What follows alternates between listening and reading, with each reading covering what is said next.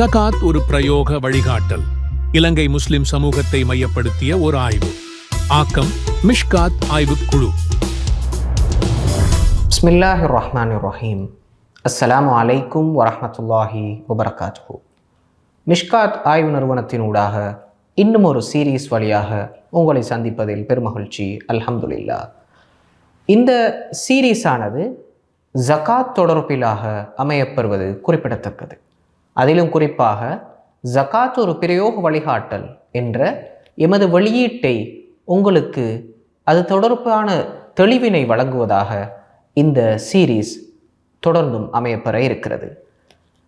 காரணம், இஸ்லாத்தை பொறுத்தவரையில் ஜகாத் என்பது மிக முக்கியமான ஒரு கடமை, அதனுடைய அடிப்படை தூண்களுள் ஒன்றாக கருதப்படுகின்றது. எனவேதான் இந்த ஜகாத்தை பொறுத்தவரையில் இஸ்லாத்திலே அதிகம் முக்கியத்துவம் கொடுக்கப்பட்டு பேசப்பட்டு வருகின்ற விடயம். அல் குர்ஆனும் சுன்னாவும் ஏராளமான இடங்களில் இந்த ஜகாத் தொடர்பிலே பேசி இருக்கின்றது. எனவேதான் இந்த ஜகாத் தொடர்பிலான ஒரு பூரணமான தெளிவினை பெறுவதாக இந்த சீரீஸ் அமையப்பெற இருக்கின்றது. அந்த வகையில் இன்ஷா அல்லாஹ் இன்றைய தினம் ஜகாத் விதியாகின்ற பொருட்களுக்கான பொது நிபந்தனைகள் தொடர்பான சில விடயங்களை நாங்கள் அறிந்து கொள்வோம். அதனை தொடர்ந்து வருகின்ற காணொளிகளில் அந்த ஜகாத் விதியாகின்ற பொருட்களுக்கான நிபந்தனைகளை சற்று விரிவாக நோக்குவோம். ஜகாத் விதியாகின்ற பொருட்களுக்கான முதலாவது நிபந்தனை பூரண சொத்துரிமை கொண்டதாக இருக்க வேண்டும். அந்த குறிப்பிட்ட பொருள் அந்த மனிதருக்கு பூரண உரிமையுடையதாக இருக்க வேண்டும். இது முதலாவது நிபந்தனை.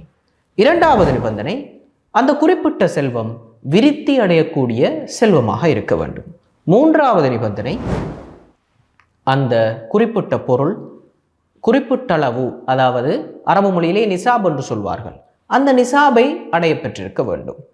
நான்காவது, அவரது தேவைகளை முழுமையாக நிறைவேற்றப்பட்டு தேவைகளை விட மேலதிகமாக அந்த செல்வம் சொத்துக்கள் அமையப்பெற வேண்டும். ஐந்தாவது, குறிப்பிட்ட அந்த நபர் கடனிலிருந்து நீங்கி இருக்க வேண்டும். ஆறாவது, இந்த குறிப்பிட்ட செல்வம் அவர் அடையப்பெற்று ஒரு வருடம் பூர்த்தியாக இருக்க வேண்டும்.